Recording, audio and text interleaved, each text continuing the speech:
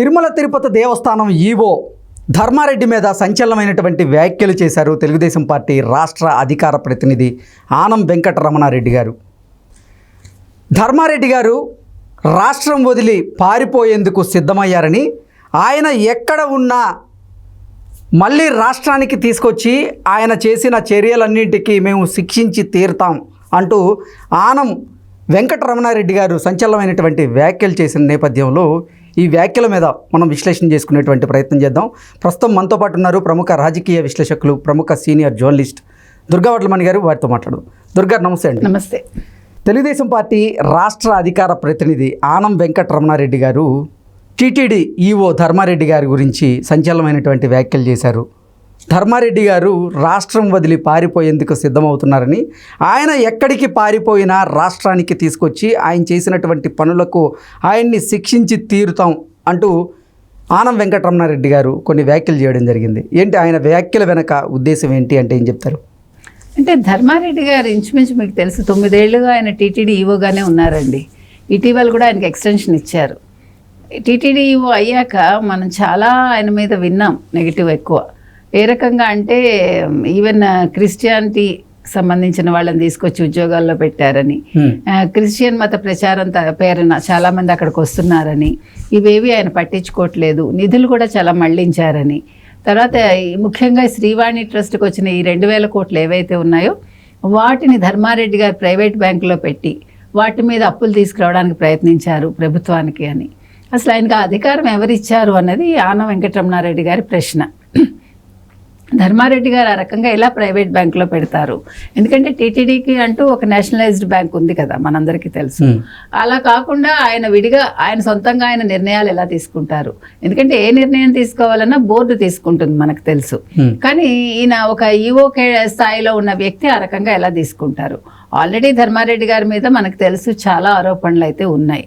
ఈ నేపథ్యంలో ఆయన అనేది ఏంటంటే ఈయన పారిపోదామని చూస్తున్నాడు. అంటే ఎన్నికల్లో అధికార పక్షం రాదు, జగన్మోహన్ రెడ్డి ప్రభుత్వం పడిపోతుంది, తెలుగుదేశం పార్టీ కనుకంటే తెలుగుదేశం కూటమి కనుక అధికారంలోకి వస్తే చంద్రబాబు నాయుడు సీఎం అవుతారు.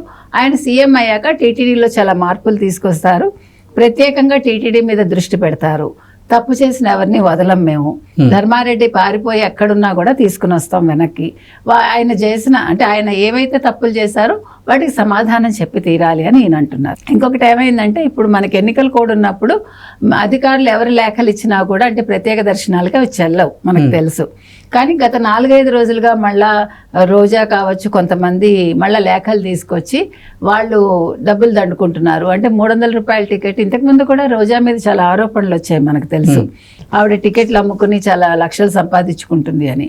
300 రూపాయల టికెట్ 3000, తర్వాత ఈ ప్రత్యేక దర్శనాలు ఏవైతే ఉంటాయో వాటికి కూడా వాళ్ళు చాలా ఎక్కువ అంటే లక్షల్లో వసూలు చేస్తారని మనం విన్నాం. బ్రేక్ దర్శనాలు కావచ్చు, విఐపి దర్శనాలు, అలాంటి వాటికి రోజా కూడా డబ్బులు వసూలు చేస్తుంది, వీళ్ళందరికీ కూడా ఇందులో కమిషన్లు ఉంటాయి అని మనం విన్నాం. సో అది మళ్ళీ మొదలు పెట్టారు ఆ బ్రేక్ దర్శనాలు. ఒక పక్క ఎన్నికల కోడ్ ఉన్నా కూడా వాళ్ళు ఈ రకంగా చేయటం ఏంటి అనేది ఆయన ప్రశ్న ఆనం వెంకటరమణారెడ్డిది. తర్వాత ఇంకో రకంగా చూసుకుంటే ఇప్పుడు మనకి చైర్మన్ ఎవరైతే ఉన్నారో కరుణాకర్ రెడ్డి, భూమన కరుణాకర్ రెడ్డి, ఆయన కూడా చాలా అక్రమాలు చేశారు. ఆయన కమిషన్లు తీసుకున్నాడు. ఇప్పుడు పనులు చేయిస్తూ ఉంటారు కదా అక్కడ తిరుమల తిరుపతి దేవస్థానంలో, మనకి ఎప్పుడు ఏదో ఒక పని జరుగుతూనే ఉంటుంది. ఏ పనికైనా ఆయన 10% కమిషన్ తీసుకుని ఆయన పనులు అప్పచెప్తారు ఎవరికైనా అనేది ఆయన మీద ఆరోపణ.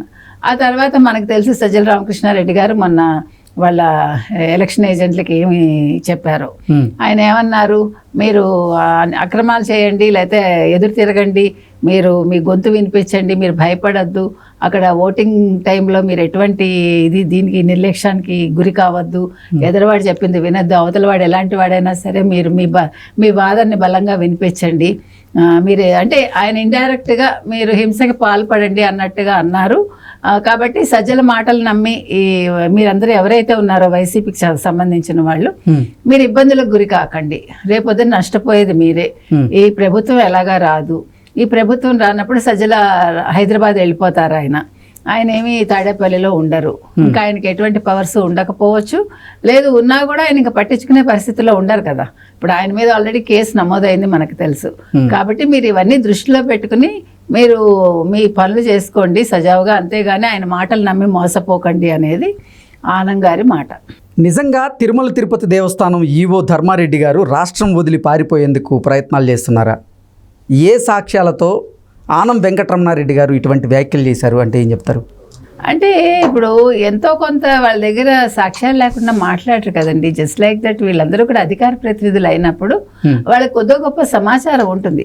పూర్తిగా వాళ్ళు రివీల్ చేయలేకపోవచ్చు బయటికి ఈరోజు, ఏమీ లేకుండా ఆధారాలు లేకుండా అయితే మాత్రం మాట్లాడరు వాళ్ళు. అంటే ధర్మారెడ్డి ఏదో ప్లాన్ చేసుకుని ఉండొచ్చు. ఇప్పుడు ఇంకొక విషయం మనం ఇక్కడ చెప్పుకోవాల్సింది ఏంటంటేనండి, టీటీడీలో ఇప్పుడు ఈ ప్రభుత్వం ఇంకా 4వ తారీఖు తర్వాత ఏ ప్రభుత్వం వస్తుందో మనకు తెలియదు. ఈ ప్రభుత్వం కనుక రాకపోతే ధర్మారెడ్డి లాంటి వాళ్ళు ఏమైనా పట్టుకెళ్ళిపోకుండా చూడాలి. ఎందుకంటే ఒకసారి ఆరోపణలు ఉన్న వ్యక్తి, అందులో టీటీడీ సొమ్ములు కావచ్చు, లేకపోతే వాటికి సంబంధించిన కాగితాలు కావచ్చు, ఏదైనా కావచ్చు, మనకు తెలియదు.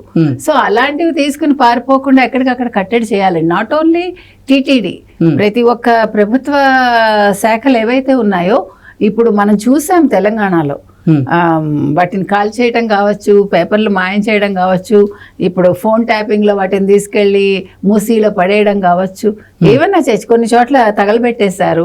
కాబట్టి ఈ 4 రోజులు క్లిష్టమైన సమయం అండి అందరికీ కూడా. సో మరి వీటి మీద ఎన్నికల కమిషనర్ దృష్టి పెడతారా, డీజీపీ దృష్టి పెడతారా మనకు తెలియదు. ఇప్పుడు ఎందుకంటే సిఎస్ని నమ్మే పరిస్థితుల్లో ప్రజలు లేరు కాబట్టి ఇప్పుడు వీటన్నిటి మీద కూడా దృష్టి పెట్టాల్సిన అవసరం వచ్చింది. ఎందుకంటే ధర్మారెడ్డి పారిపోతారు అని ఒక విషయం బయటకు వచ్చినప్పుడు మరి ఇవన్నీ కూడా జరిగే అవకాశాలు ఉన్నాయి కదా. మరి వాళ్ళు ఇంకా ఏమేమి స్కాములు చేసి వెళ్ళిపోతారో, లేకపోతే డబ్బులు తీసుకుని వెళ్ళిపోతారా? ఇప్పుడు మామూలు డబ్బు కాదు కదండి తిరుమల తిరుపతి దేవస్థానానికి వచ్చేది. అంటే ఆంధ్రప్రదేశ్లో వైఎస్ఆర్సీపీ అధికారాన్ని కోల్పోబోతుందని, కూటమి అధికారంలోకి రాబోతుందని తిరుమల తిరుపతి దేవస్థానం ఈవో ధర్మారెడ్డి భావించారా? అందుకే ఆయన రాష్ట్రం వదిలి పారిపోయేందుకు ప్రయత్నాలు చేస్తున్నారా అంటే ఏం చెప్తారు? అంతే కదండి. ఇప్పుడు మీకు వాళ్ళకి ఇంటెలిజెంట్ రిపోర్ట్స్ ఉంటాయి కదా, ఇంటర్నల్ గా కూడా తెలుస్తుంది వాళ్ళకి. సో ఇవన్నీ మేకపోతు గాంభీర్యాలే మనం చూస్తున్నాము. లేకపోతే సజ్జల్ లాంటి వాడు అలా మాట్లాడడం ఏంటి? ఆయన ఏంటి అంతా చంద్రబాబుదే హవా అంటావేంటి? చంద్రబాబు మాట మోదీ వింటున్నారు, అమిత్ షా వింటున్నారు, కేంద్ర ఎన్నికల సంఘం వింటోంది, పోలీసులు మార్చేశారు. ఈ మాటలన్నిటికీ అర్థం అదే కదండి. అంటే ఇండైరెక్ట్గా మేము పదవులు కోల్పోతున్నాము, మేము అధికారం కోల్పోతాము అనేది వాళ్ళు చెప్పకనే చెప్తున్నారు. కాబట్టి ధర్మారెడ్డి కూడా ఇంకా సర్దుకునే ప్రయత్నాల్లో ఉండొచ్చు. ఇంకా ఎలాగా గవర్నమెంట్ పడిపోతే నేను ఉండను కాబట్టి ఎక్కడికక్కడ ఆయన జాగ్రత్తగా చూసుకుంటున్నాడు అంతే. కాబట్టి ఇప్పుడు మనం ఇప్పుడు ప్రభుత్వం ఆలోచించాల్సిన విషయం ఏంటంటే, ముఖ్యంగా ఎన్నికల సంఘం కావచ్చు, పోలీస్ శాఖ కావచ్చు, ఎక్కడ అక్రమాలు జరగకుండా వీళ్ళు పారిపోయేటప్పుడు అన్నీ తీసుకుని పారిపోకుండా ఇవన్నీ నిలువరించే ప్రయత్నాలు చేయాలండి. ఇప్పుడు ఓడిపోతాం అనుకున్నప్పుడు వాళ్ళు ఎంతకైనా తెగిస్తారు ఎవరైనా సరే. కాబట్టి అది అధికార పక్షమా ఇదా అని కాదు. ఇప్పుడు ధర్మారెడ్డి గారి మీద ఒక కన్నేసి ఉంచాలి, వివిధ శాఖల మీద కూడా ఒక కన్నేసి ఉంచాలి. కేంద్ర ఎన్నికల సంఘం కావచ్చు, డీజీపీ కావచ్చు.